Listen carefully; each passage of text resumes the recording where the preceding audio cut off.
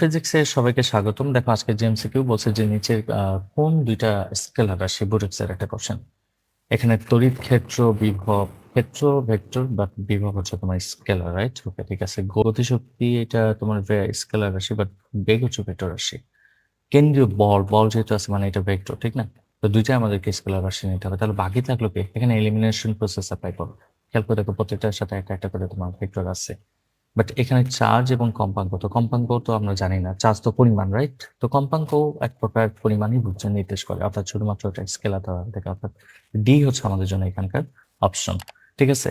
তো কিছু এমসিকিউ দেখবো অনেক সময় তোমার হচ্ছে সরাসরি উত্তর হয়তোবা আমাদের জানা নেই।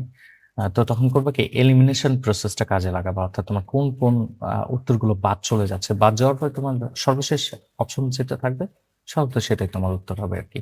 ওকে। ধন্যবাদ সবাইকে। ভিডিওটা ভালো লাগলে অবশ্যই লাইক, শেয়ার এবং সাবস্ক্রাইব করতে ভুলবেন না। Thank you.